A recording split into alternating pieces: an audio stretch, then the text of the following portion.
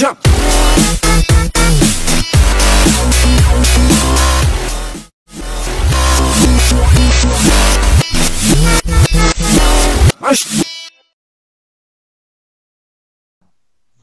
itu Tuhan ganti namanya, namamu bukan Abram tapi Abraham. Saulus juga begitu, namamu bukan lagi Saulus tapi Paulus. Oke, sekarang jadi saya dalam mosi mukaddimah saya telah menggambarkan bagaimana seseorang bisa dibuktikan mengaku bermimpi atau bertemu siapa ketika dia mengenal secara langsung orangnya, atau pernah melihat orangnya secara langsung, atau setidaknya dia mempelajari ciri fisik orang tersebut secara keilmuan. Sedangkan Paulus, dari pengakuan Anda berdua, tidak pernah bertemu Yesus sebelumnya. Bahkan dia menjadi musuhnya Yesus dan dia menzalimi, membinasakan pengikut-pengikut Yesus sampai dia akhirnya mengaku bertemu dengan Yesus dalam pertemuan tersebut. Artinya ada dua kemungkinan. Ini yang saya simpulkan. Kemungkinan pertama, okelah, benar dia bertemu dengan sosok Yesus tersebut dan dia merasa mendapatkan ilham, mendapatkan perintah untuk menjadi seseorang yang akhirnya membela kekristenan dan menjadi bapak kekristenan dunia. Yang kedua, kemungkinan kedua, dia klaim saja sebenarnya dia tidak pernah bertemu, atau benar dia bertemu, tetapi itu bukan sosok Yesus yang sebenarnya, bahkan merupakan setan yang menyerupakan diri kepada Yesus dan mengilhamkan dia untuk membuat sebuah ajaran yang dia namakan Kristen. Gimana? Jadi kalau pertemuan Paulus dengan Yesus itu kan bukan pertemuan dengan setan. Buktinya Paulus dia bertobat menerima Yesus. Kalau dia ketemu setan dia nggak akan bertobat. Itu landing pointnya. Ya, ngapain dia bertobat terima Yesus kalau itu setan?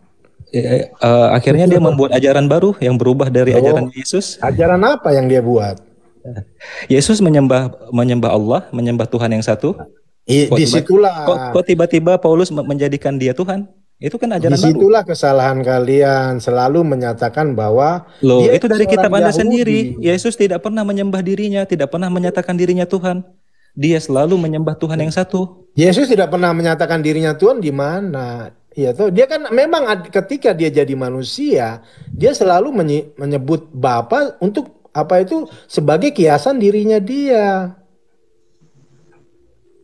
Dia justru katakan, jika engkau tidak percaya akulah dia, maka engkau akan mati dalam dosamu.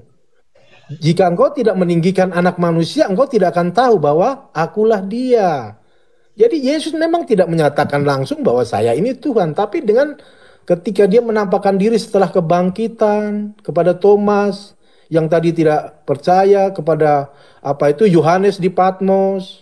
Nah, jadi begitu. Jadi bukan berarti dia memusuhi ajaran Yesus karena Yesus itu menyembah Tuhan yang satu. Kemudian dia menyakiti murid-muridnya Yesus, pengikut-pengikutnya Yesus karena bertuhankan Tuhan yang satu.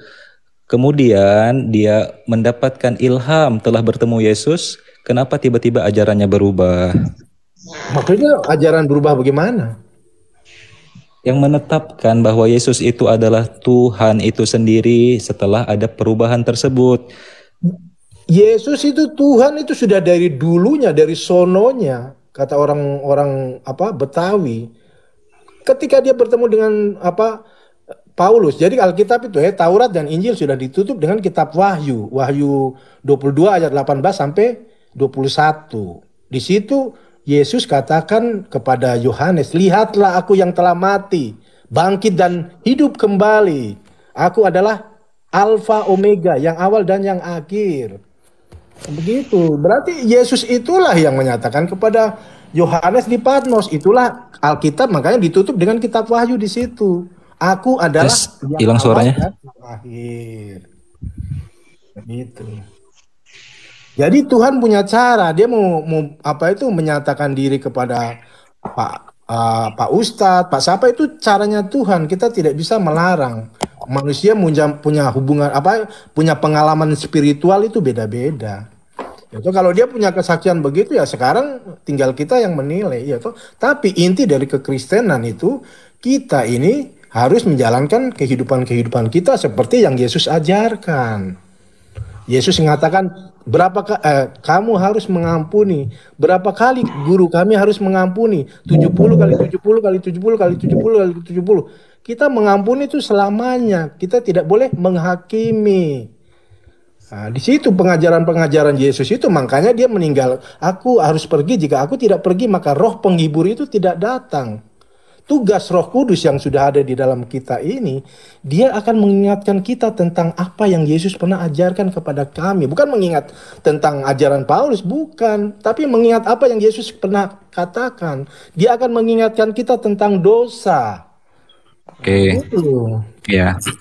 Saya rasa pendengar sudah bisa menyimpulkan dari arah pertanyaan saya dan narasi saya dan jawaban dari Brother Bingung dan Brother Frankie kan.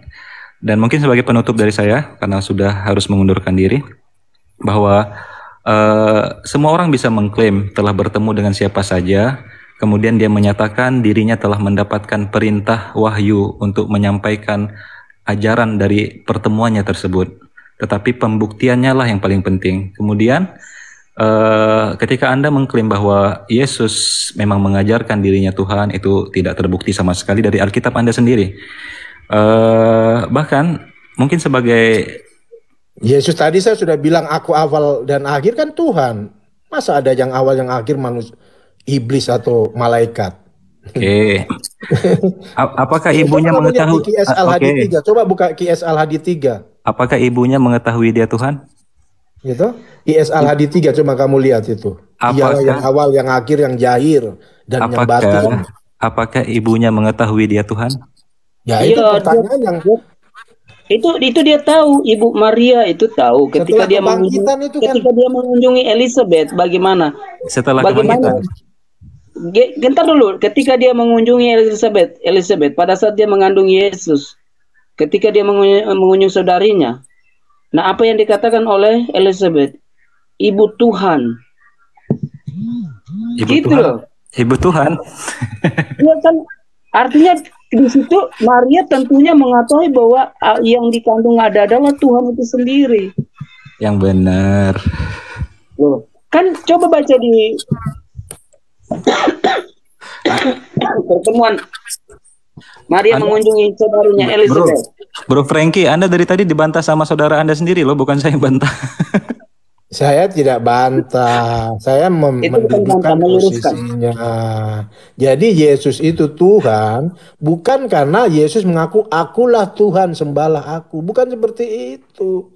Itu keilahian Yesus itu sudah dinyatakan, makanya di kitab Wahyu itu dia sudah nyatakan, aku adalah yang awal yang akhir. Malaikat saja mengakui bahwa dia itu Tuhan. Yesus juga mengutus malaikat, Yesus mengutus nabi-nabi, jadi dia disembah oleh malaikat, itu banyak. Kalau mau lihat ayatnya Yesus Tuhan banyak, jangan kita mengambil apa itu. Contohnya di mana Pak ayatnya Yesus mengutus nabi-nabi Pak? Yesus mengutus nabi-nabi. Nanti kamu baca di Matius 11 ayat 13. Itu bukan Yesus Pak, itu Bapak. Ya coba dengar, coba baca sendiri. Nanti kalian bisanya cuma membantah, dikasih ayat menolak. Enggak, saya bukan membantah Pak, cuma bertanya.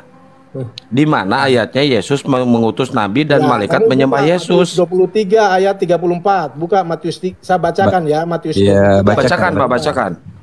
Sebab itu lihatlah aku mengutus nabi-nabi, orang-orang bijaksana dan ahli Taurat, separuh di antara mereka yang akan kamu bunuh dan kamu salibkan, yang lain akan kamu sesah di rumah-rumah ibadatmu, dan kamu aniaya dari kota ke kota. Yesus mengutus malaikat, kita bisa lihat di Wahyu 22 ayat 16.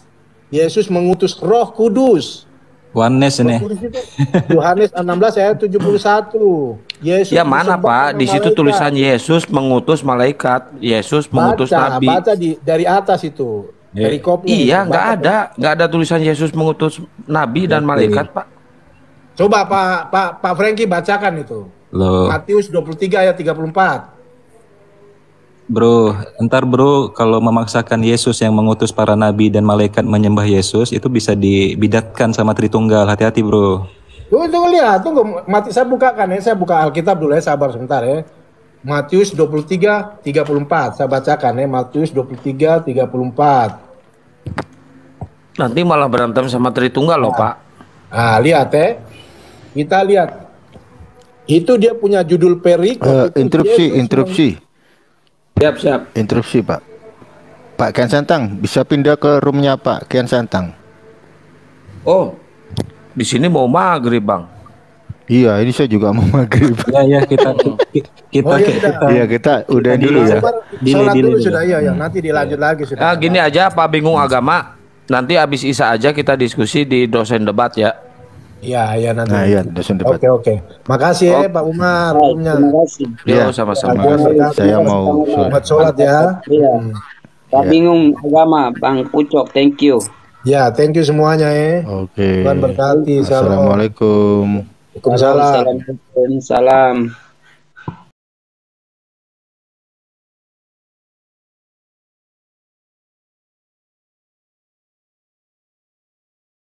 Anda naik kalau memang Anda mau menghadapi saya undang.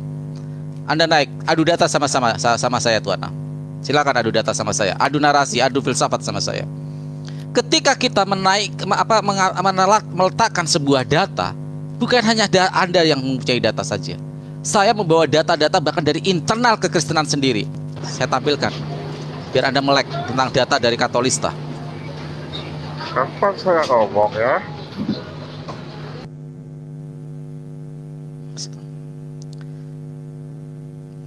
Bentar ya, saya akan naikkan. Ya, Katolista 95 juta dari internal kalian sendiri. Ya, yang melakukan yang menuliskan ini, bukan dari Muslim. Sebentar. Oke. Saya rubah dulu. Saya rubah ke ini, saya hilangkan efeknya dulu. Biar saya tidak mau Pak Petro dengan cara Anda berdiskusi seperti itu gitu loh. Ayo kita jujur pada data. Kami pun akan mengakui kalau data itu benar. Ya. Oke, saya besarkan ya. Mohon maaf Pak Lendok ya, saya mohon maaf sekali kalau saya membuka luka lama ini karena dari teman Anda sendiri yang ini, ya. Nih lihat. Ini dari mana? Dari Katolista. Anda harus buka dan jujur. Saya tidak mau kalau cuma main ludah berdasarkan ini. Katolista.org, resmi dari Katolik. Ya, tentang inkuisisi. Kalau cuma main ludah bisa anak kecil. Inilah agama bungsu ini memang agama yang paling rewel memang menerima kebenaran. Sejujurnya berapa jumlah tepatnya korban akibat inkuisisi tidak dapat diketahui dengan pasti. Namun kita dapat mengetahui dengan pasti bahwa klaim 90 juta orang yang sering disebut-sebut oleh kaum fundamentalis dan Katolik sebagai jumlah korban inkuisisi jelas terlalu berlebihan dan masuk akal. Berapa jumlah sebenarnya? Jumlah sebenarnya adalah sekitar 86 juta.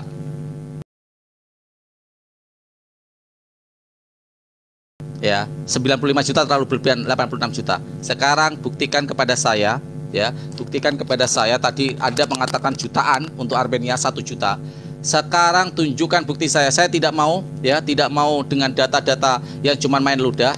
Silakan Anda buktikan data bahwa Armenia, ya. Kenapa Tuan A tidak mau menerima ini, menerima saya suruh naik?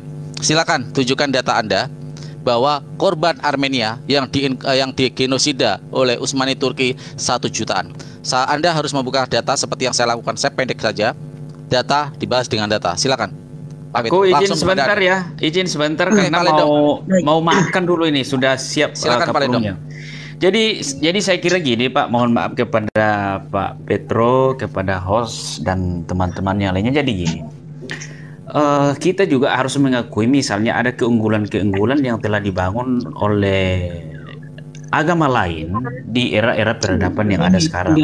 Itu pertama. Kemudian kedua, teman-teman juga dari Kristen itu janganlah terlalu mengklaim bahwa kemajuan-kemajuan di Eropa itu adalah sejak adanya ajaran Kristen yang masuk. Karena kita juga belum memastikan bahwa para penemu dan orang-orang pintar itu memang benarkah bahwa mereka beragama Kristen? Bisa saja. Mereka bisa cerdas jenius seperti itu karena otak-otak orang Yahudi ini kan orang pintar semua, Pak. Itu pertama. Jadi janganlah juga kita terlalu menafikan dan langsung mengklaim dengan hal-hal yang begitu. Dengan penemuan-penemuan apa segala macam. Kemudian tadi ada dijelaskan Pak Petro juga, mohon maaf Pak Petro, bahwa pembantaian oleh biara-biara oleh kaum-kaum orang yang barbar itu artinya bahwa sebelum adanya agama Islam yang sering menjadi perdebatan, organisasi atau ajaran-ajaran terdahulu itu sudah melakukan hal-hal seperti itu, dan itu adalah kejahatan-kejahatan yang dibungkus di dalam sebuah organisasi. Makanya saya harus jujur juga mengakui dan mengatakan bahwa mohon maaf sekali lagi kepada teman-teman, ketika kita berada di sebuah atau di suatu daerah yang mohon maaf mayoritas, maka pasti kita akan menemukan penekanan-penekanan. Saya mau mencontohkan di sini. Ketika kita berbicara tentang negara Myanmar, maka kaum yang tertindas adalah Rohingya. Ketika kita berbicara tentang India, maka kaum yang tertindas adalah Kristen dan Katolik, di mana yang melakukan itu adalah Hindu. Dan ketika kita hadir di negara Kolombia atau Amerika Latin, maka kita akan melihat bahwa yang melakukan kejahatan di sana adalah orang-orang Katolik yang menindas Kristen. Begitupun di Indonesia, kan begitu. Itu yang harus kita sadari, bahwa ketika ada, mohon maaf lagi sekali lagi, ada unsur-unsur yang dominan di situ, maka pasti akan terjadi penekanan-penekanan.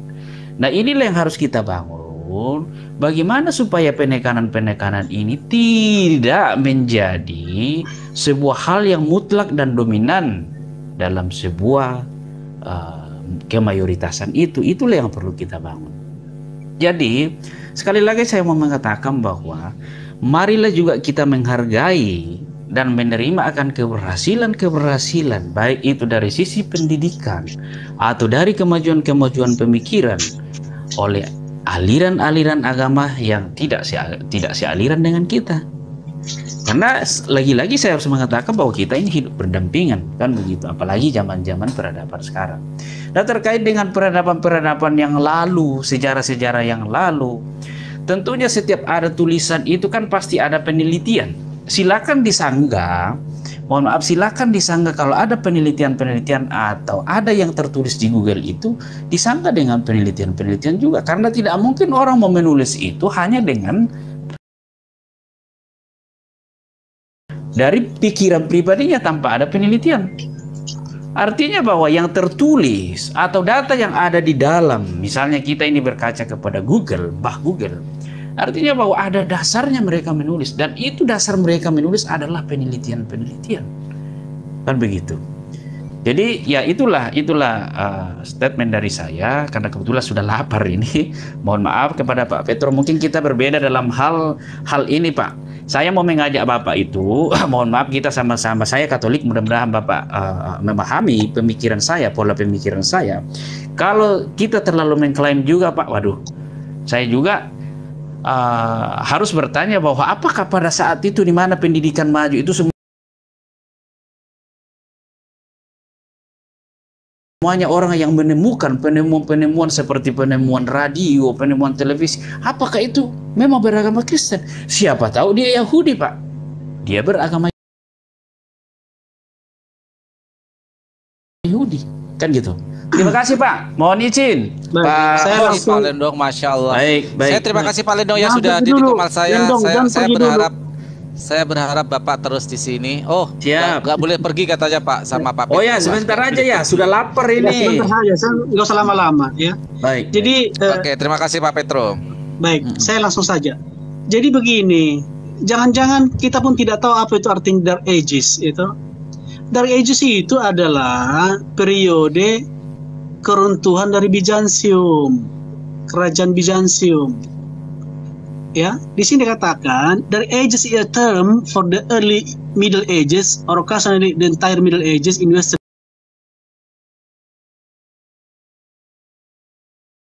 Europe after the fall of the Western Roman Empire.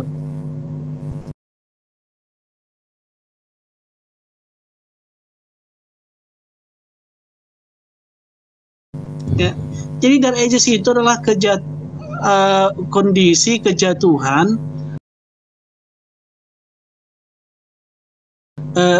Imperial Romawi Barat. Jadi Empire Romawi Barat ini memang jatuh, hancur. Lalu muncul kekuatan baru, kekristenan.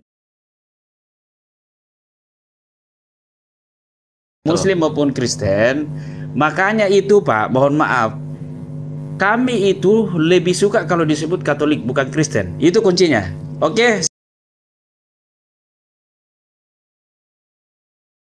Saya pamit ya. Izin. Setuju saya Pak Lendo. Izin ya. Saya Aku lebih izin. suka Katolik daripada Kristen. Terima kasih Ya, Pak Lendo. itulah. Oke, saya izin. Oke. Makasih teman-teman. Wassalamualaikum buat teman-teman yang nonton di bawah. Baik, baik. Waalaikumsalam. Terima kasih. Terima kasih. Orang-orang jujur dengan karakter seperti ini yang saya suka. Terima kasih Pak Lendo. Jangan Ya, sungkan-sungkan. saya ini mimpi burukmu karena saya akan memberikan data yang lengkap, mengguncang. Oh enggak. Jadi Dark Anda Ages seperti Sri Mulat buat saya. Sudah. Silakan. Keep quiet. Oke. Jadi Dark Ages itu adalah periode kehancuran, kejatuhan Imperial Romawi Barat. Jadi memang ini syarat dengan persaingan kerajaan Romawi Barat yang jatuh itu, akhirnya muncul kekuatan baru, itu gereja. Pak, bisa tampilkan datanya Pak, karena data yang saya terima beda Pak. Bisa ditampilkan. Seperti saya, tampilkan aja. Googling aja ini sebentar. Justru saya di googling menemukan zaman kegelapan merupakan, saya yang Bapak baca itu saya translate ke Indonesia. Zaman kegelapan merupakan sebuah zaman antara jangan kejang. Kamu saya hanya bersabar aja menghadapi yang bijaksana. Ya, jadi Dark Ages itu adalah a term for the early Middle Ages, ya, awal abad pertengahan, atau or occasionally the entire Middle Ages, ya, in the Western Europe after, setelah jatuhnya the Western Roman Empire. Setelah Roman Empire Western jatuh di abad pertengahan itu, tidak ada lagi kebudayaan, kekuatan yang dominan di Eropa. Maka apa yang terjadi? Adanya persaingan antara raja-raja di sana, raja-raja kecil, Prancis, Italia, Jerman, Anglo-Saxon, dan lain-lain, itu. Dan gereja berhasil mempersatukan mereka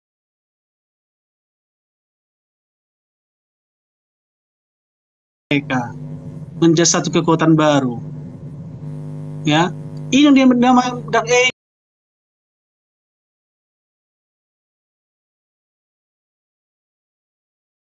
Ages. Kenapa gereja yang disalahkan? Itu. Nah, kehadiran gereja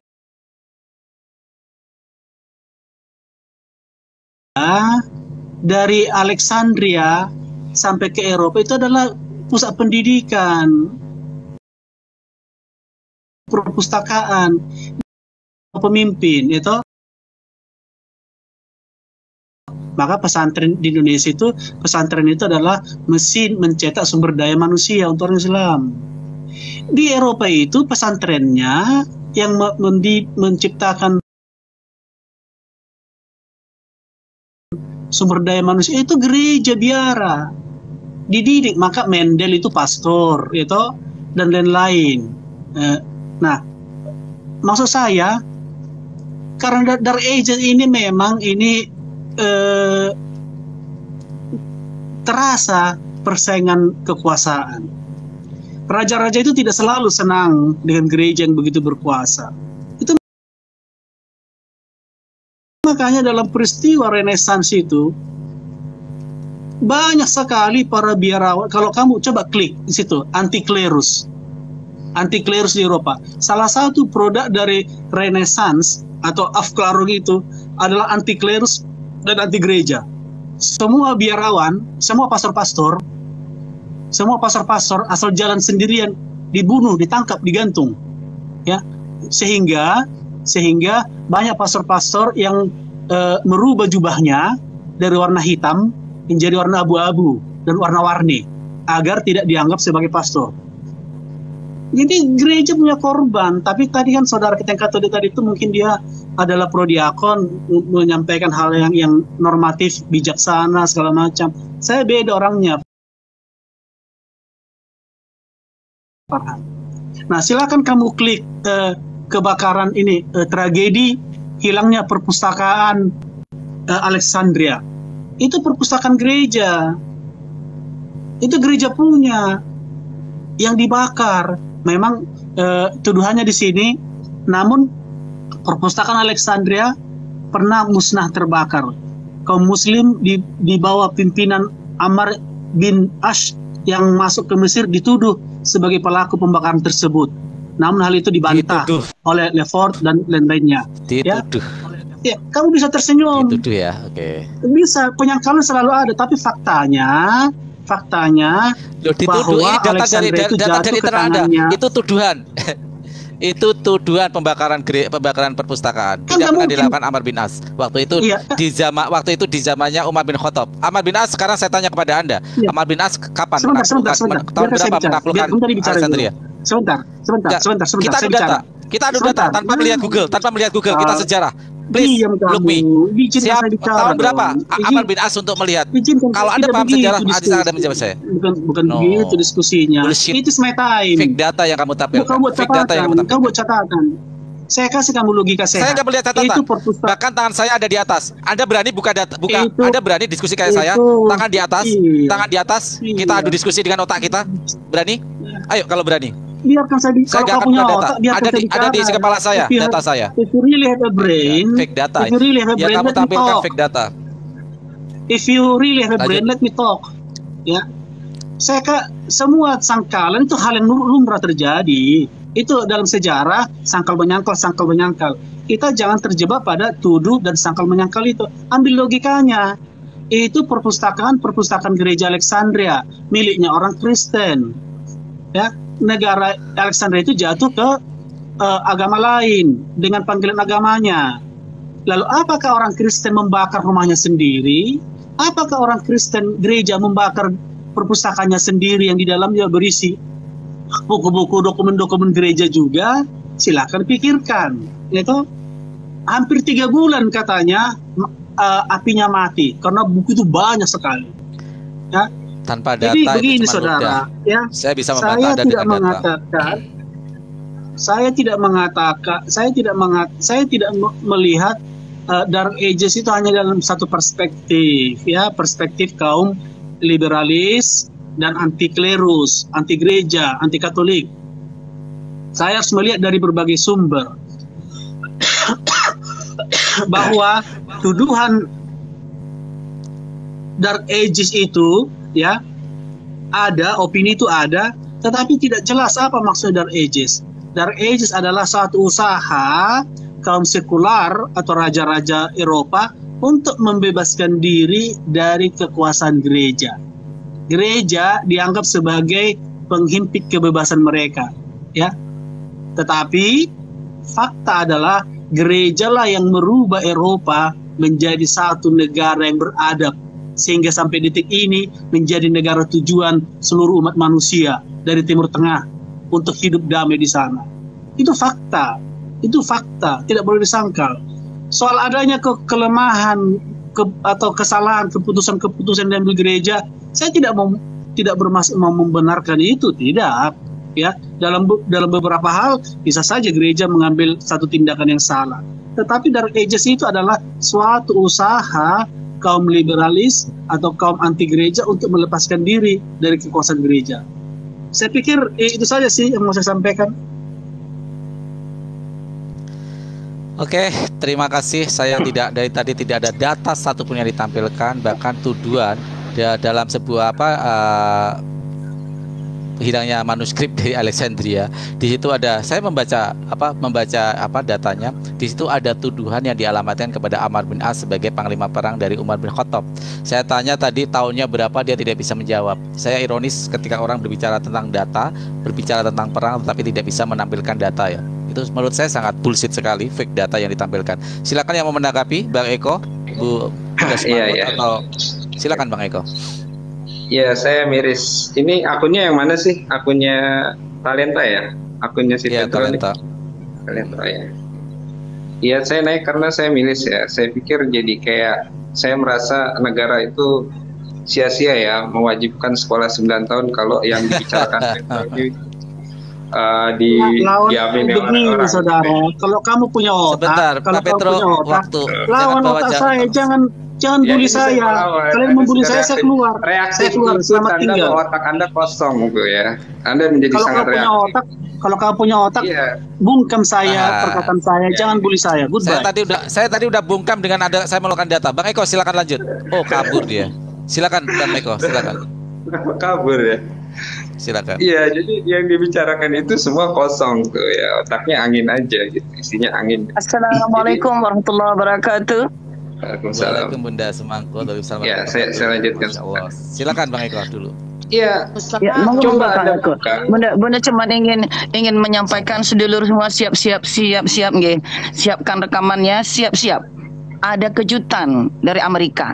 Bunda mengikuti dari tadi, tapi karena nampaknya ya tentu ini Mas Farhan ini bukan karena Bunda sedulur saja, tapi tentu Bunda mendukung karena Mas Farhan selama ini selalu bicara by dada.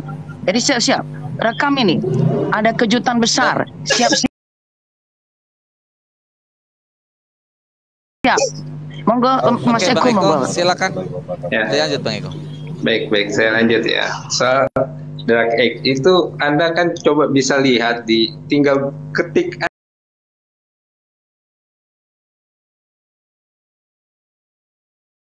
aja ya, tinggal ketik tentang drug addict itu kok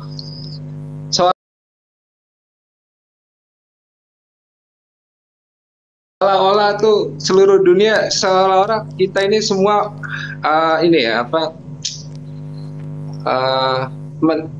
berada dalam yang namanya apa sih kalau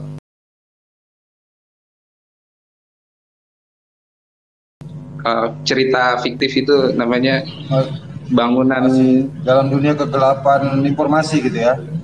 Bukan. Aduh, nanti aja lah, saya agak ya intinya seolah-olah apa informasi yang selama ini kita ketahui itu semuanya hoax gitu. Yang benar itu cuma si Petro itu. Itu tuh aduh. Gimana ya? Lo Anda tinggal buka saja. Di zaman itu memang zaman di mana terjadi yang namanya perceraian antara agama dan ilmu pengetahuan gitu. Bahkan ini diakui sendiri oleh Paulus ke berapa nih ya? Sebentar saya buka datanya dulu. Paus Bang Eko. Bang Eko Paus, bukan Paulus. Oleh Paus Yohanes.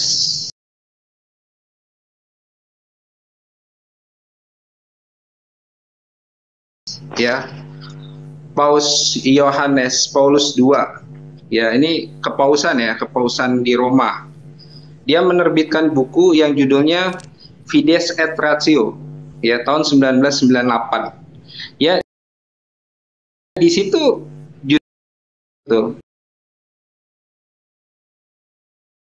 di mana bahkan Galileo katanya dibiayai oleh gereja, padahal mereka dihantam oleh gereja itu sendiri. Gitu.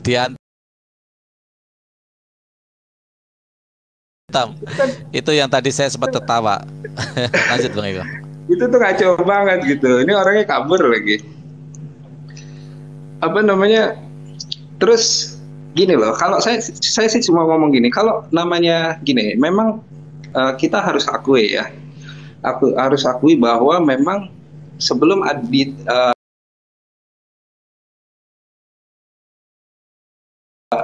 negara-negara ini menerima demokrasi, memang cara apa ya, cara pengambilan kekuasaan dan pergantian kekuasaan itu selalu berdarah-darah gitu ya. Kenapa orang-orang Islam juga bisa menerima demokrasi? Karena demokrasi itu adalah cara terbaik kita untuk mengganti kekuasaan atau peralihan kekuasaan tanpa harus berdarah-darah gitu. Jadi sejak dulu memang terjadi seperti itu gitu. Jadi nggak bisa kemudian misalkan pada zaman terjadinya perang salib ya, yang dikobarkan oleh Paus Urbanus ya kedua ya, Paus Urbanus kedua itu yang mereka gelorakan itu, yang korbannya tadi sudah disebutkan oleh Bang Farhan. Itu kita tidak bisa mengatakan bahwa yang kejam itu Ottoman, karena mereka saling berperang gitu. Ya kebetulan aja yang menang Ottoman, coba yang menang mereka juga sama-sama melakukan kekejaman saat itu, gitu loh. Nggak bisa. Justru yang kita harus kritisi adalah bagaimana yang tadi disebut oleh Bang Farhan itu soal inkuisisi ya. Inkuisisi ini adalah kekejaman yang terjadi di internal mereka sendiri gitu. Itu kalau Anda lihat di dalam keislaman itu hampir jarang terjadi, dan kalaupun itu terjadi kita berlepas tangan. Itu kan hanya terjadi oleh satu kaum saja yang namanya yang kita sebut sebagai Khawarij ya, kaum Khawarij. Itu seluruh umat Islam itu pasti menolak kaum ini, karena mereka apa? Mereka disebutkan dalam hadis itu yuqatiluna ahlul qiblah wa yatrukuna ahlul asnam gitu. Mereka itu membunuh orang-orang yang menghadap kiblat gitu, dan meninggalkan orang-orang yang menyembah berhala ya. Mereka memang dianggap sebagai duri dalam daging. Makanya kalau Anda lihat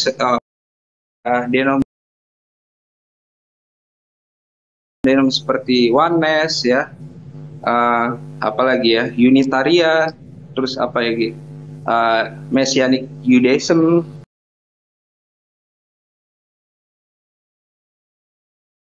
orang-orang yang di luar daripada denom superior yang hari ini berkuasa itu, yang dari dulu mungkin sampai hari ini yang kita sebut sebagai Tritunggal itu, kan mereka juga masih mengalami yang namanya intimidasi.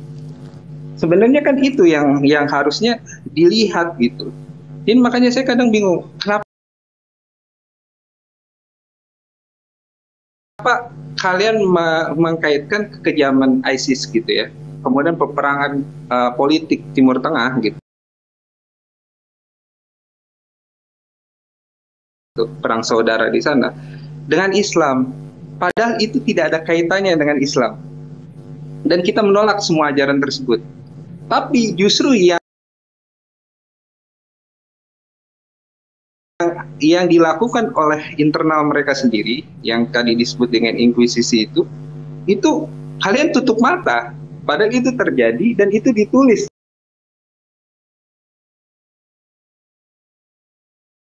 Itu bukan orang Islam, justru kalian sendiri yang menulis itu sendiri, dan itu sudah terjadi dari abad-abad awal.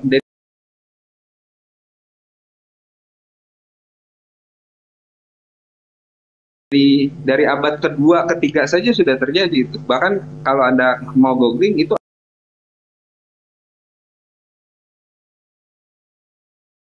ada yang namanya Dewan Penyidikan. Dewan Penyidikan itu kan organisasi yang memang dilegal.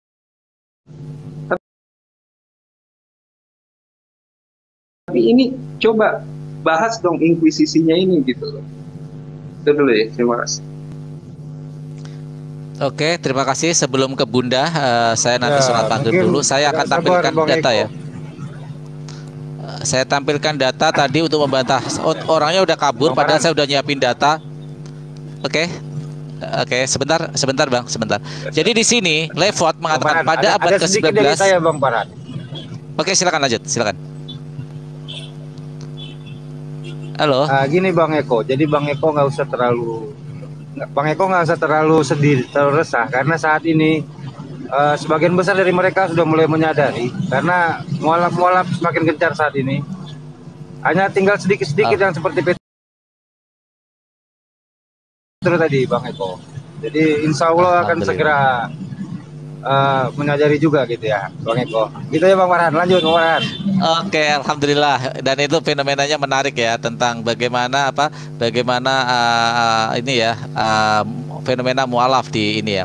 Nah, oke, tadi saya sudah siapkan data, makanya saya tantang Petro untuk mengungkapkan ya. Ini kata orang Barat sendiri. Saya selalu anti menggunakan data internal. Levot saat melakukan ceramahnya di Paris Paris pada abad ke-19 bahkan menyebut pasukan Kristen Baratlah yang menjadi penyebab hancurnya manuskrip tua itu. Namun satu hal yang pasti, saat pasukan Islam memasuki Alexandria, perpustakaan Alexandria sudah musnah.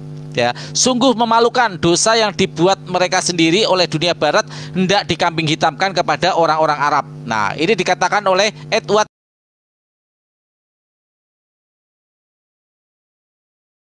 Gibbon ya, dikatakan Edward Gibbon. Bayangkan ya. Nah, ini Edward Gibbon yang mengatakan ini dalam bukunya apa? Dalam bukunya The Decline of the Fall Roman Empire. Nih, ini bukan saya yang mengatakan, yang mengatakan Anda sendiri, internal Anda sendiri, bahwa yang menghancurkan manuskrip Alexandria adalah orang-orang Barat sendiri. Kenapa? Karena saat itu Mesir Koptik itu berbeda aliran dengan kekristenan Barat, sehingga mereka merusak dan menghancurkan itu. Itu yang dikatakan Edward Gibson. Catat bukunya para Kristen, netizen Kristen, Decline Fall of the Roman Empire, 10. Silakan cari bukunya Edward Gibbon. Jadi jangan selalu memfitnah Muslim ya, jangan selalu memfitnah Muslim. Terima kasih. Silakan Bunda Sumangkot kalau ada yang mau disampaikan. Saya mau sholat ini dulu. Mau sholat maghrib dulu. Silakan Bunda. Ya, baik. Terima kasih. Assalamualaikum warahmatullahi wabarakatuh, teman-teman semuanya. Mohon kemaafan, Bunda tadinya hanya mendengar. Bunda selalu mendengar saja. Tetapi kalau memang sudah berlebihan, ya, padahal pada faktanya, satu, tidak ada agama yang paling kejam di atas muka bumi selain kekristenan. Itu satu. Let me speak. Non-faith on this globe that did the very violence to the name of humanity except Christianity. Jadi atas nama kemanusiaan tidak ada ajaran yang paling kejam di muka bumi selain daripada kekristenan. Full stop. Titik. Nah, Bunda juga menyampaikan kesempatan kali ini. Beberapa waktu yang lalu ada yang menuduh Bunda ngomong sembarangan. Bunda katakan bahwa bahasa tertua bukan bahasa Hebrew. Kenapa? Karena menurut Millard Burroughs, dia adalah peneliti senior untuk The Dead Sea Scroll. Perlu dicatat bahwa yang menemukan, yang membukakan pintu bagi kuatnya data bahwa teks-teks yang tua di mana dalam Dead Sea Scroll itu ditemukan 800 gulungan, bayangkan. Perbedaannya dengan keislaman, semakin ditemukan data arkeologis, maka semakin berbedalah dengan apa yang telah ada di tangan masyarakat dunia tentang kekristenan. Itu yang berbeda. Jadi makin ditemukan bukti arkeologis, makin berbeda jauh dengan apa yang ada di tangan kita sekarang. Apa yang digadang-gadang bahwa Oregon itu tertua, betul. Oregon itu sekitar abad kedua. Di mana? Maaf, di Palestina. In the Palestine. Tolong dicatat, Apa itu Palestina sekarang? Yang digadang-gadang pemberi informasi paling tua tentang kekristenan namanya Oregon. Yes, right. You right. Tetapi Oregon itu di Palestina. Dan Palestina hari ini adalah bukan tanah Kristiani. Nah, dalam halaman 115, Millard Burroughs mengatakan, even the Masoretic text under influence of, bahkan teks tertua kekristenan, Masoretic text, berada di bawah pengaruh proto-classical Arabic and Aramaic. Jadi, naskah tertua kekristenan di bawah influence, apa influence? Pengaruh bahasa kuno Arabik. Tidak heran para ahli di sini mengatakan, ahli linguistik, memang bahasa tertua bukan bahasa Ibrani. Ibrani adalah ternyata cabang dari bahasa Arab kuno. Silakan, dengan 12,3 juta kosakata bahasa Arab, tidak ada yang mencapai seperti ini. Bahkan Millard Burroughs mengatakan bahasa Arab itu adalah the richest, apa richest? Bahasa terkaya di dunia. Ya iya, namanya induk dari bahasa-bahasa. Jadi keberadaannya bisa dibuktikan. 12,3 juta kosakata dalam bahasa Arab. Ketika orang lain menyadur, mencuplik, atau mendasarkan bahasanya dari bahasa asal, ya wajar. Itu wajar sekali. The mother of the language in the globe is the Proto-Arabic. Arab kuno. Nah, informasi ini ternyata sejajar dengan diabadikannya ibadah yang merupakan tali silaturahim antara orang-orang zaman sekarang dengan orang zaman sebelumnya.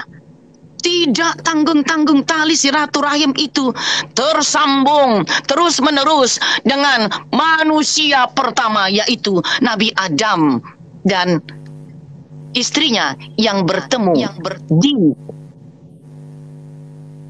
Marwah, pegunungan Marwah. Oleh orang-orang Yahudi, kebiasaan mereka menghormati nenek moyang mereka, maka ketika mereka sampai di tanah yang mereka impi-impikan, diberilah nama Moraya. Moraya itu ternyata berasal dari Bukit Safa dan Marwah Dor.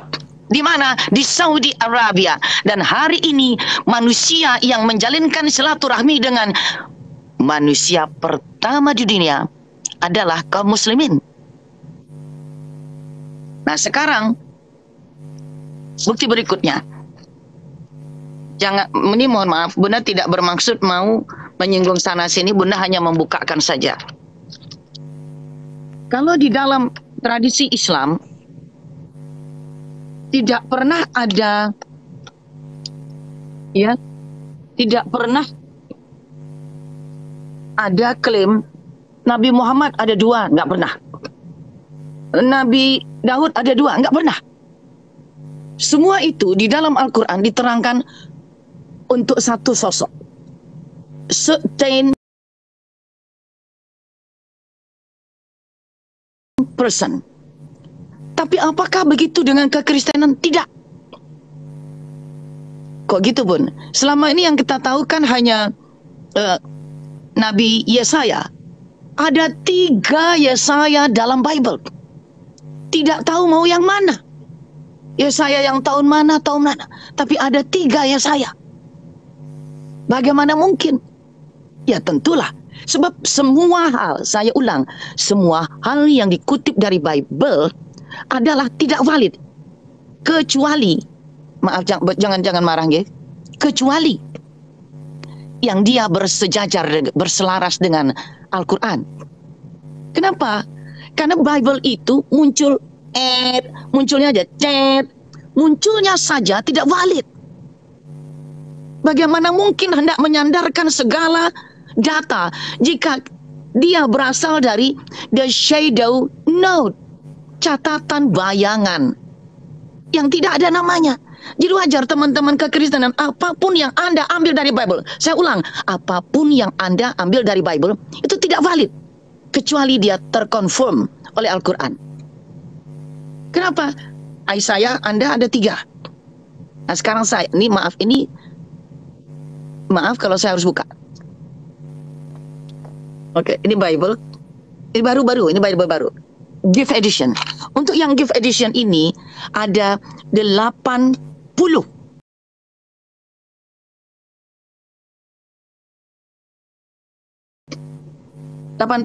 ahli Bible terlibat untuk menulis edisi hadiah.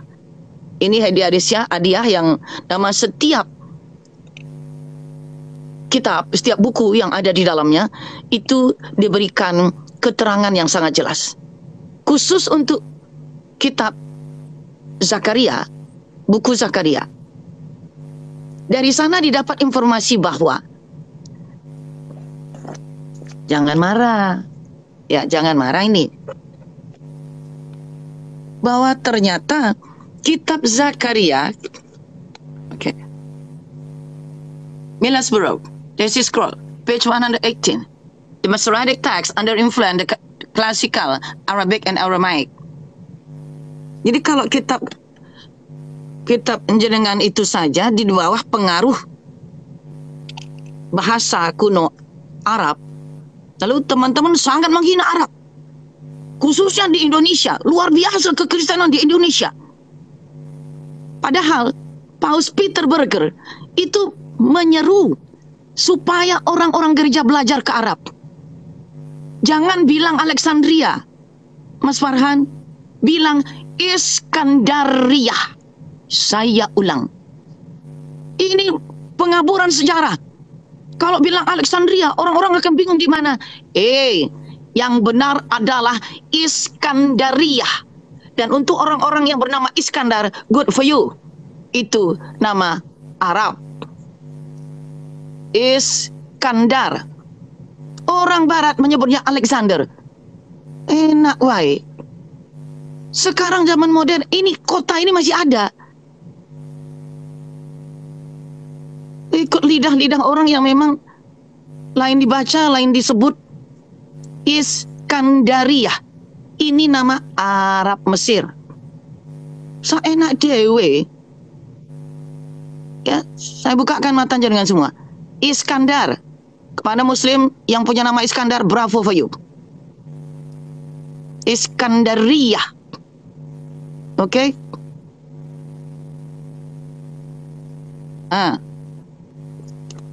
Jadi Alexandria, Alexander, Iskandar. Halo? Nah, yang kedua. Sekarang, jadi sebetulnya ngomong punya ngomong, baginda Nabi Yesus alaihissalam itu, ya. Nah, asal diketahui saja, kalender yang kita pakai sekarang, itu ternyata di frozen, tau nggak? Diapain? Di frozen. Apa frozen? Frozen. Beku ya bun? Dibekukan. Gimana? Dibekukan 26 tahun. Jadi terhenti. Dilipat. Atau juga yang lain mengatakan flipped. Dilipat. Flip. Nih ya.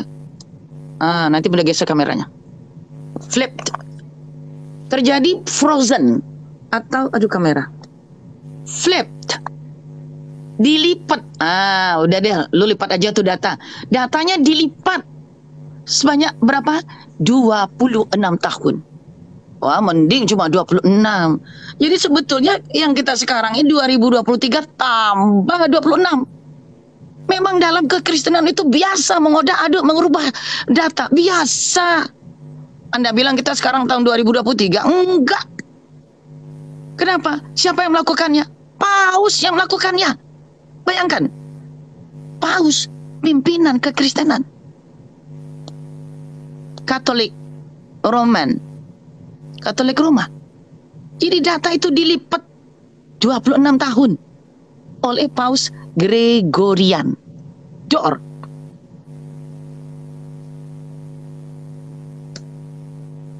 Bukan persoalan siapa yang datang dulu, siapa yang datang belakangan. Lalu kalau kalender Hijriah itu tahun 1444, walaupun dia dari soal tahun, ya, dia kecil, tapi dalam hal kredibilitas, dalam hal kejujuran, dia besar. Tak pernah memang ia dipakai dalam dunia Islam, diambil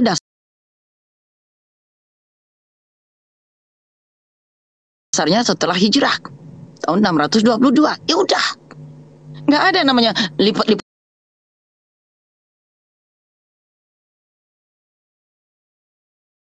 data, nggak ada. Jadi flip datanya 26 tahun kalender kita.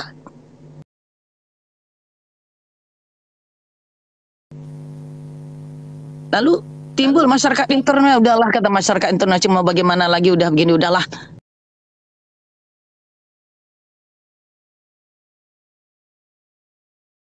Yang penting catat saja terjadi pelipatan data 26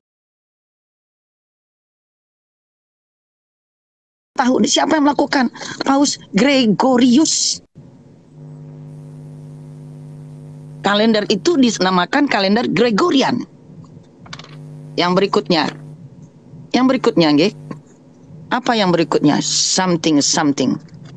Yang ini betul-betul ngeri. Siapa bilang bahwa Yesus itu umurnya 33 tahun? Tidak, menurut Bible. Menurut Bible, Yesus itu diduga berumur 400 tahun lebih. Nah, bayangkan gimana? Bang Eko, monggo, mau dilanjutkan yang Bunda sampaikan, monggo Bang Eko. Jadi ternyata menurut Bible Yesus itu umurnya ratusan tahun, Bang Eko.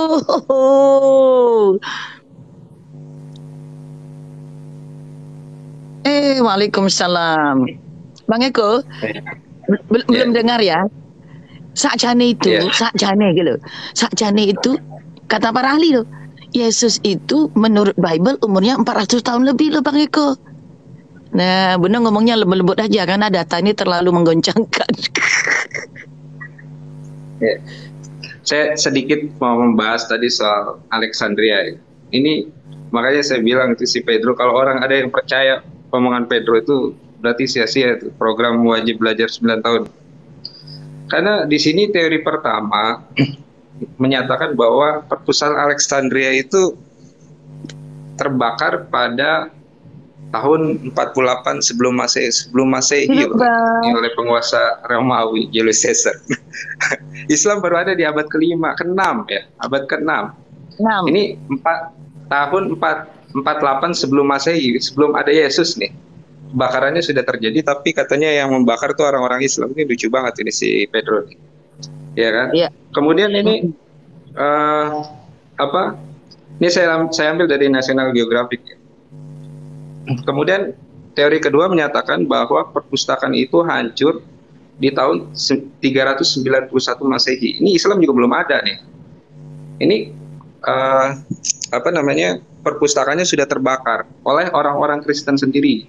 Ya, di sini disebutkan oleh Kaisar Theodosius yang mengeluarkan dekrit secara resmi melarang praktek paganisme gitu. Jadi karena dianggap Alexandria ini perpustakaan Alexandria ini banyak membahas tentang paganisme, lalu perpustakaan itu dibakar gitu Pak.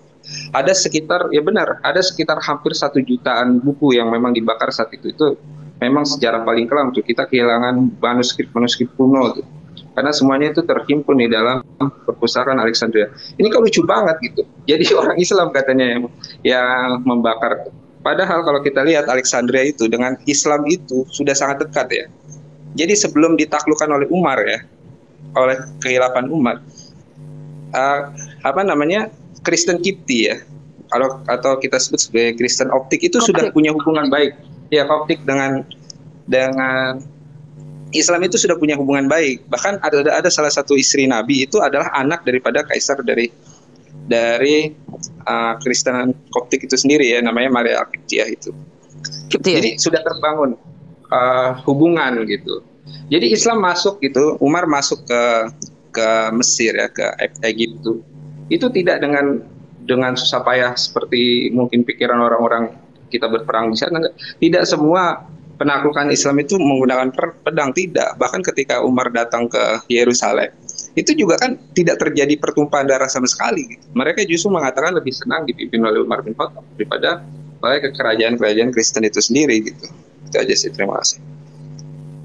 Iya, yang ini udah sampaikan begitu. Terima kasih Bang Eko. Bu namanya Bang Eko. Bang Eko, kira-kira akan menjadi kejutan nggak ini kalau ternyata Yesus dianalisa berumur 400 tahun? Belum pernah dengar kan? Itu loh Bang Eko. Takutnya teman-teman ini langsung demam gitu loh Bang Eko. Nah, Bunda kan tidak, Bunda gayanya mungkin berbeda. Bunda coba untuk dengan tenang, yang namanya emak-emak, nenek 8 cucu ya, tidak perlu. Tapi kalau memang terlalu sudutkan karena kita menjaga akhlak, ya tidak bisa juga. Ya, satu, ternyata Arabian Peninsula adalah daratan perdagangan yang terkenal sejak sebelum Masehi. Dor. Sembarangan. Anda ambil data dari para pendeta-pendeta di barat yang mengatakan Arab itu tidak ada apa-apanya, negeri yang tidak ada apa-apanya, kenapa turun Nabi? Sorry bro, jangan jeplak kalau bahasa Jawanya. Oh, jangan jeplak. Kenapa? Data dari peta Ptolemeus ini, kalau Anda kaget dengan nama ini ya wajar. Kok bisa Ptolemeus dalam peta yang ia buat itu menuliskan negeri Mekah dan negeri Madinah. Bagaimana Ptolemeus menuliskannya? Dituliskan map Ptolemy, atau kalau kita bilangnya Ptolemeus, itu menuliskan Makoraba untuk kata Mekah. Makoraba untuk kata Mekah. Kemudian, aduh, Bunda gimana ini? Sebelum Masehi loh. Kapan? 5 abad sebelum Masehi. Berarti 500 tahun sebelum Masehi. 5 century before Christ. Lalu untuk Madinah disebut namanya Yasriba.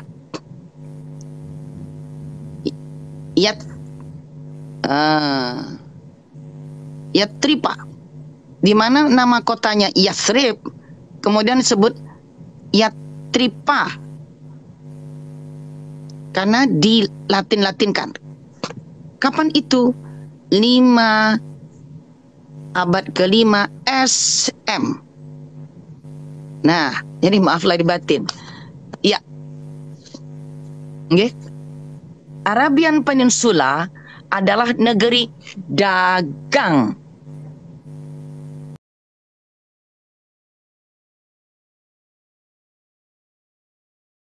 Karena menurut Ptolemeus dalam petanya, peta.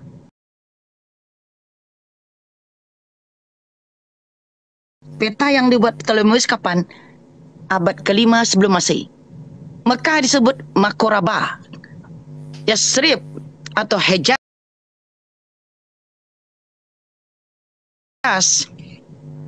disebut Yatripa. Data ini diungkapkan dengan sangat jelas oleh Profesor Menachem Ali. Nah, sekarang kita kembali ke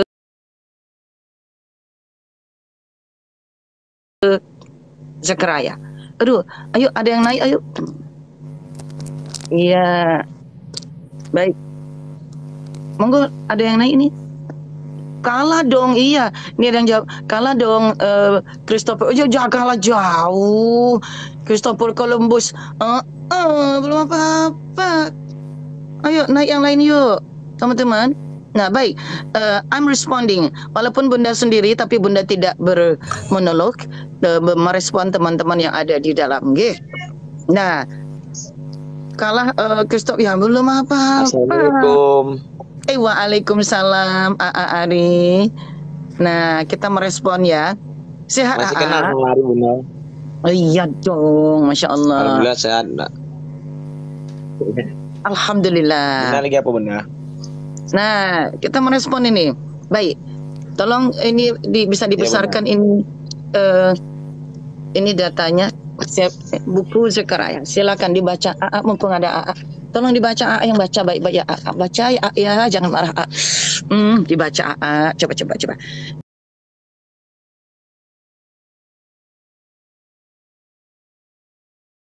Jadi menurut Bible, jadi ternyata Yesus itu ponakan dari Nabi Zakaria. Chapter 1 sampai 8 were written from about 520 sampai 518 sebelum Masehi. Oke, ditulis saja. Apa katanya? Untuk bab 1 sampai 8. 1 sampai 8 ya. Bab 1 sampai 8. Tuh. Bab 1 ya. Chapter 1 pasal 1 sampai 8 kapan? 520. 520 ya. BC sebelum Kristus, sebelum Masehi. BC. Udah? Siapa ini? Nabi Zakaria. Siapa Nabi Zakaria? Ayahanda baginda Yahya sang pembaptis. Siapa Yahya pembaptis? Sepupu dari baginda Nabi Yesus alaihissalam. Teman-teman yang muslim, ndak usah ragu bilang Nabi Yesus memang Nabi. Kita muliakan sebagai Nabi. Teman kekristenan juga jangan marah kami menyebut Nabi Yesus. Memuliakan. Wong namanya kalian mengambil istilah dari kami yang mayoritas Allah, Rasul Muhammad. Ya Allah, Rasul, Nabi, Tahir, Amsal, Roh Kudus. Kami cuman setuju dengan nama Yesus. Karena mayoritas di dunia tempat saya ini manggilnya Yesus. Jangan marah. Ada teman-teman kekristenan ngamuk sama Bunda. Baik yang di sini, di Amerika maupun yang di Indonesia. Kenapa menyebut Nabi Yesus? Loh, memang kami bicara berdasarkan keimanan kami. Anda tidak bisa kotak-katik itu.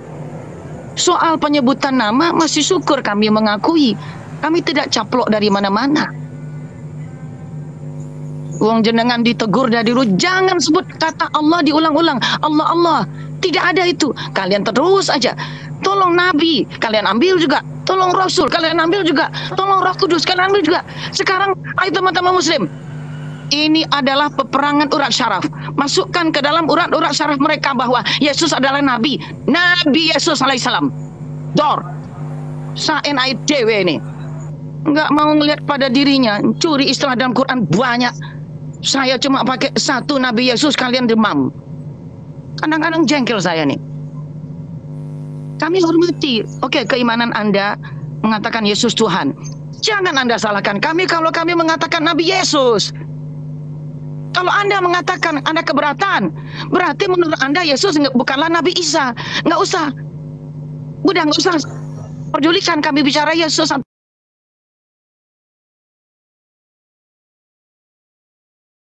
Isa. Menurut kami Yesus dan Isa sama. Kalau menurut Anda nggak sama, ngapain Anda ngurus-urusin?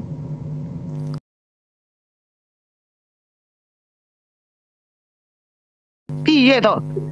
Takbir. Allahu Akbar. Kalau menurut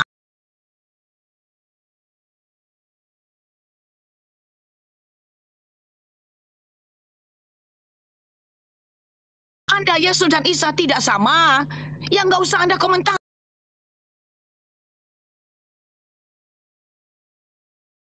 Itu Al-Quran. Isa ibnu Maryam, selagi dia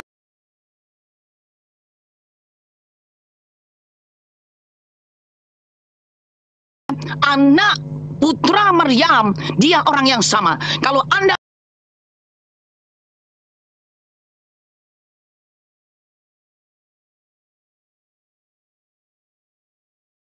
bilang bukan yang sama, berhenti mengomentari Al-Quran, khusus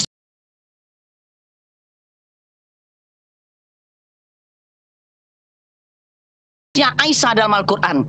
George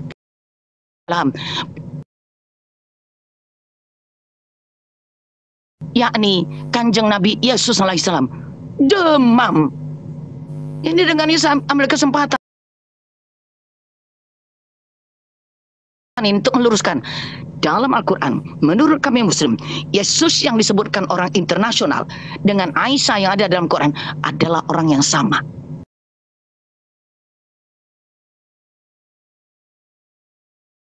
Beres, maka kami meluruskannya. Kalau Anda marah, menurut Anda tidak sama, ya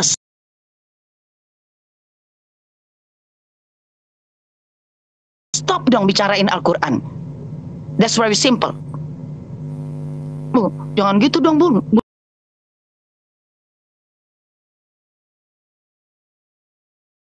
Bunda kok bisa bicarain Bible? Karena agama Anda, keyakinan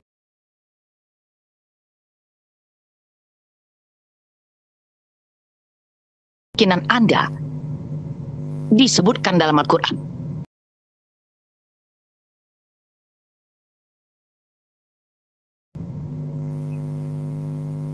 Yuk, ini maaf kalau yang ini. Jadi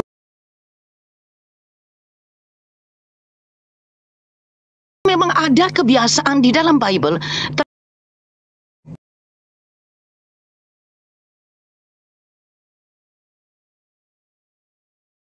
marahlah. Oke.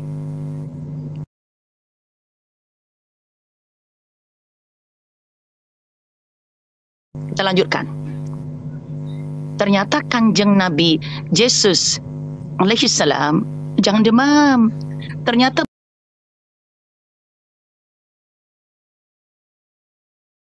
baginda Nabi Yesus alaihissalam, ya,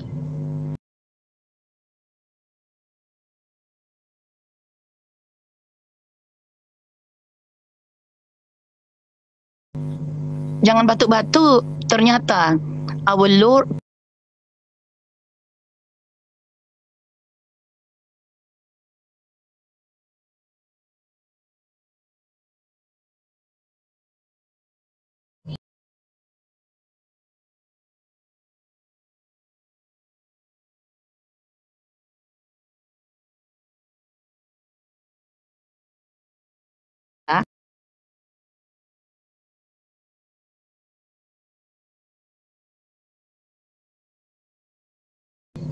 kita harus triple J, jaga jarak, jauhi.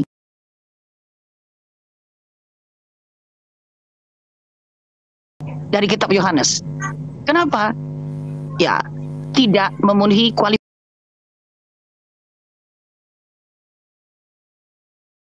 kualifikasi. Wow, didiskualifikasi. Dan saya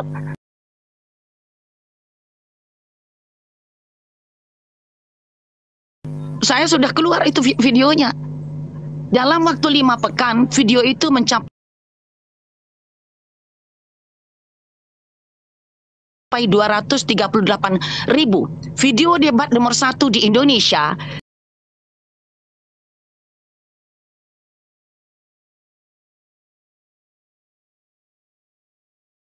sampai hari ini, pada tahun itu,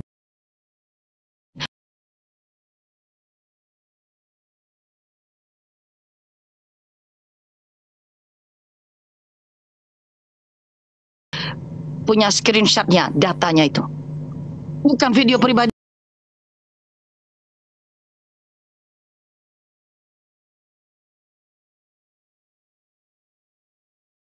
Bunda tidak pernah mencari kekayaan pribadi, tidak pernah. Karena Bunda bersumpah, kalau tidak mencapai 1,5 juta penonton dari video yang Bunda dukung orang-orang teman-teman yang menyebarkan dakwah Bunda di YouTube, Bunda nggak mau punya channel. Baru sekarang aja punya channel.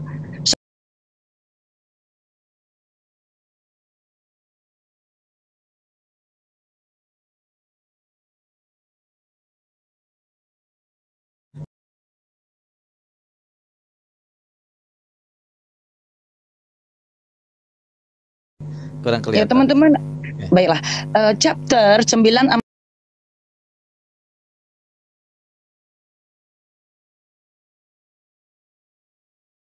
sampai 14 were written, ditulis about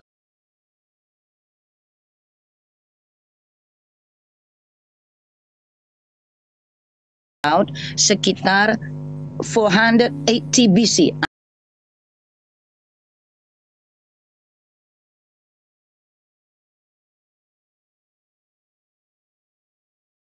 Ah, 480. 400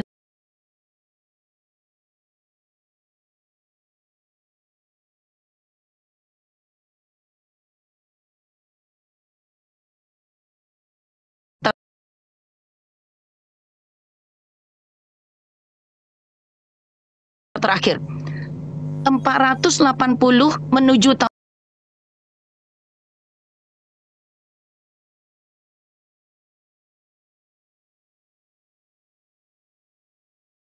nol. Lalu tambah beliau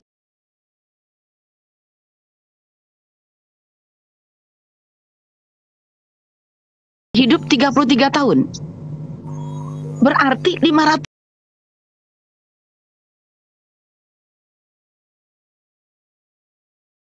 tahun umur beliau. Nggak bisa dong Bun, itu kan banyak itu.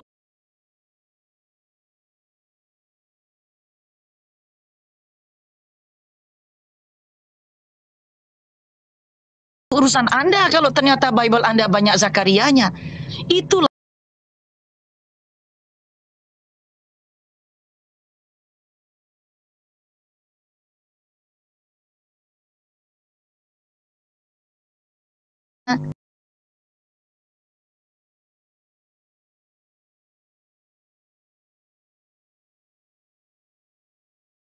benar. Ketika dia ada tambahan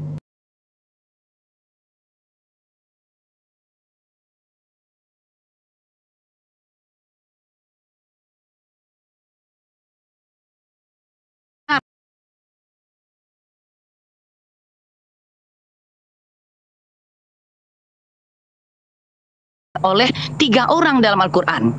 Jadi tolong teman-teman Kristiani berhenti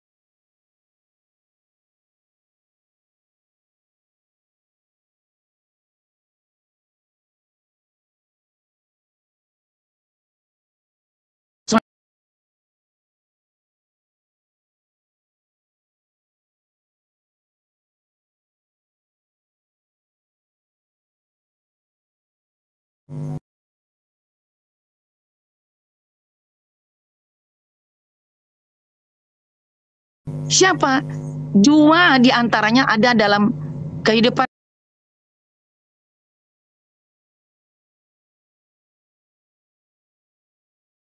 Nabi Zakaria, anaknya dan ponakannya.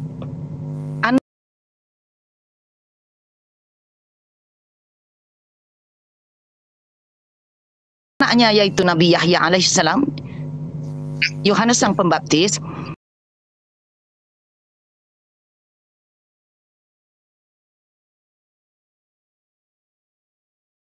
adapun keponakannya adalah baginda Nabi Yesus alaihissalam.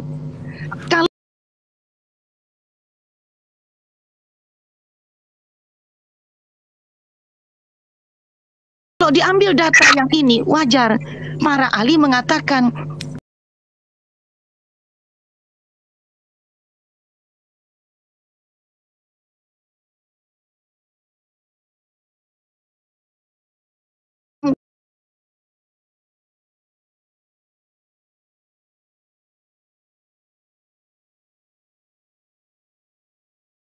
menggali-gali akan dapat temuan baru.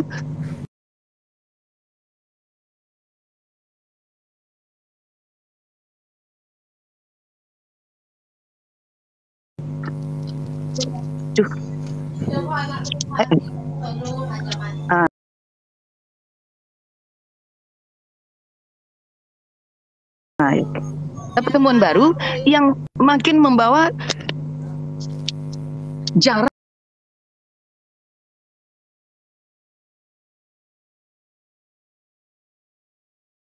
dengan Bible yang ada sekarang. Itulah teman-teman.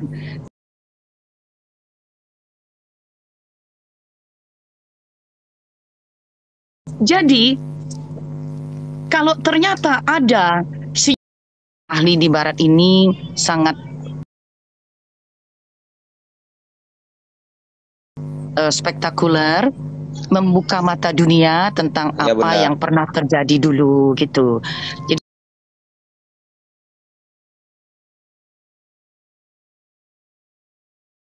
Jadi ada masa di mana dulu pernah terjadi sesuatu yang mungkin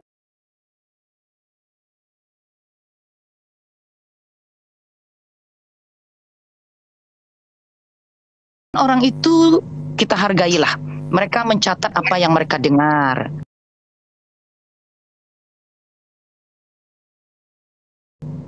Dan sekarang para ahli juga mencatat apa yang mereka temukan. Beda. Yang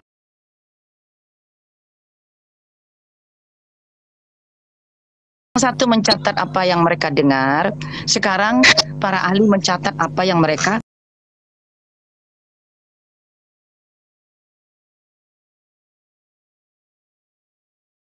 temukan. Begitu. Jadi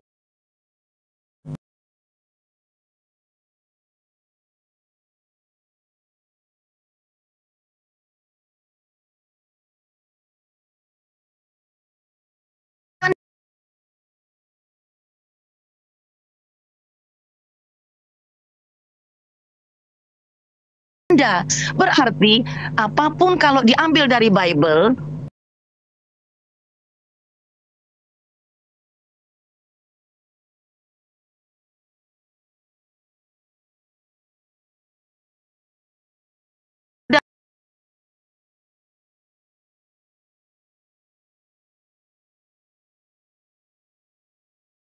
adalah sepupu dari baginda Nabi Zakaria. Sepupu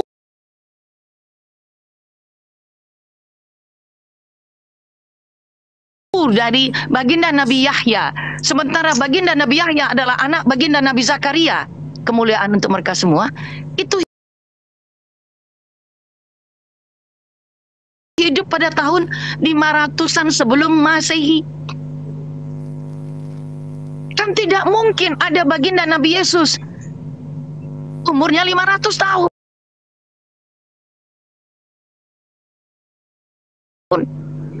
Persoalan yang besar adalah Bible-nya yang nggak bisa dipercaya.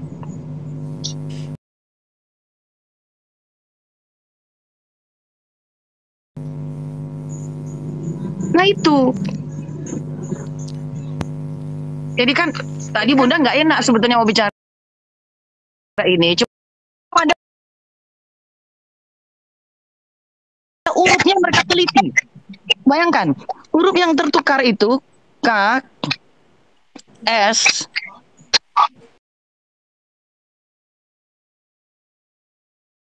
M, R, D, P. Nggak tanggung-tanggung. Jadi setiap huruf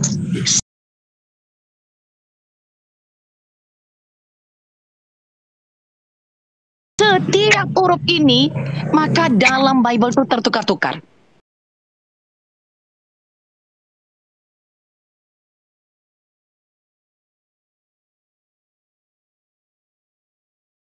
Termasuk dalam Alkitab untuk edisi Indonesia.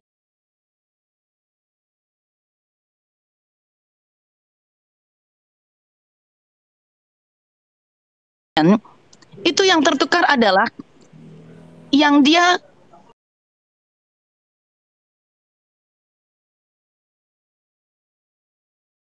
D, S, R. Saya tengok di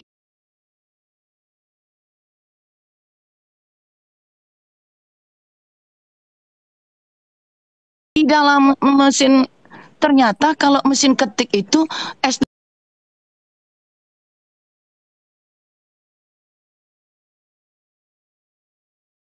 dengan R itu berkatan.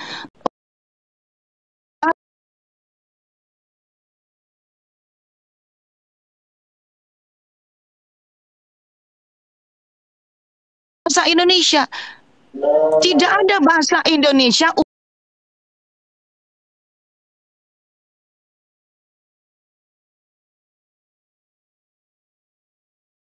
urap naik ke atas kepala. Tidak ada. Kok jadi diurapi?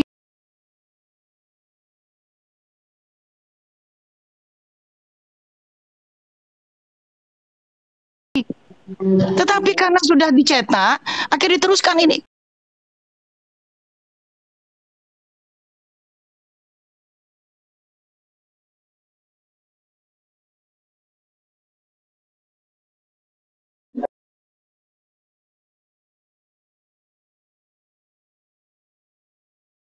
Kok diurap? Urap itu makanan. Tidak mungkin.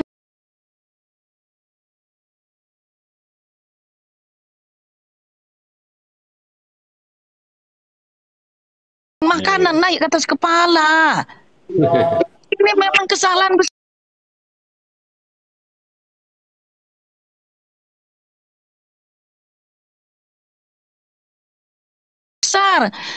Kecil tapi jadi besar.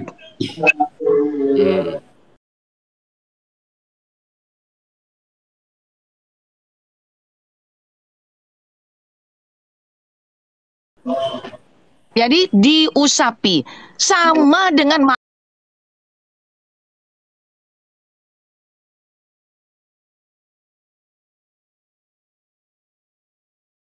makna dalam Al-Quran. Mau Anda apakan juga,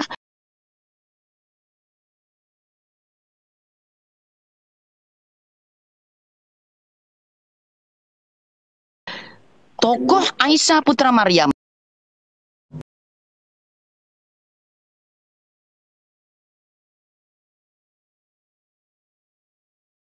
memaafkan itu untuk perilaku. Kalau untuk data itu tidak bisa diterapkan. Sebenarnya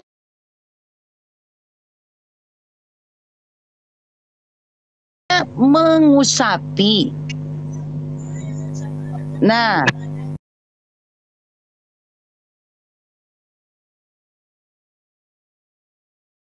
diusapi kan terjadi perbedaan. Tuh. Iya, berarti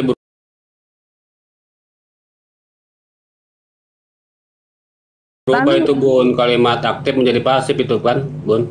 Nah, persis, benar.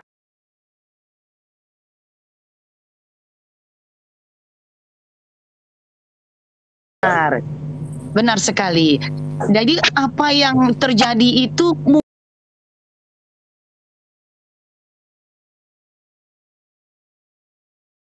mungkin teman-teman kita zaman dahulu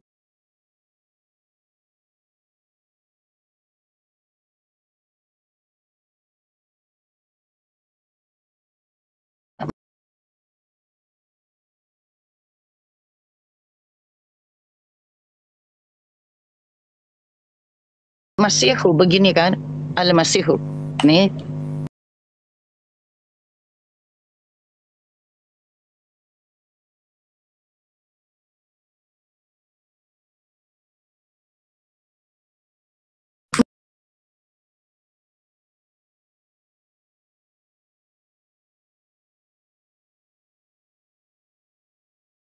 mem di sini huruf atau bahasa Inggris partikel.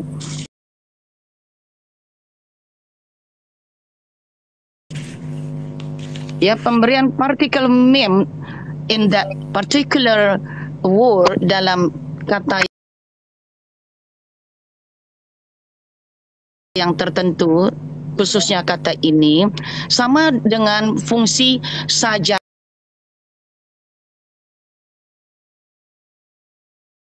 ada menjadi masjidah. Jadi partikel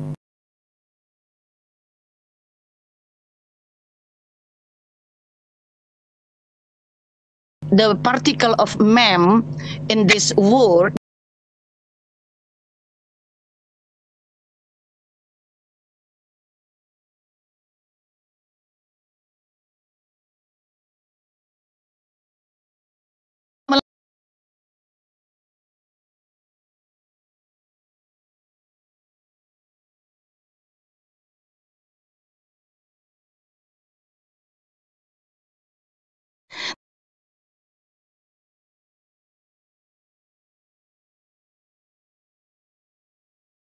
tapi orang yang mati suri.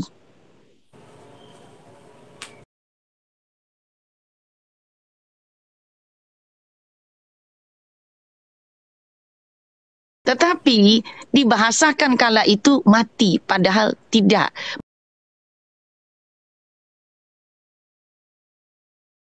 Matinya itu maksudnya mati sementara, bukan mati beneran.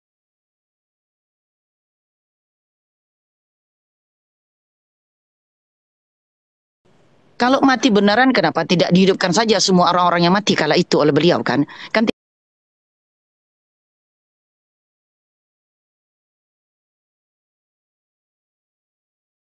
tidak beliau lakukan. Jadi ada orang yang menderita sakit, jatuh kepada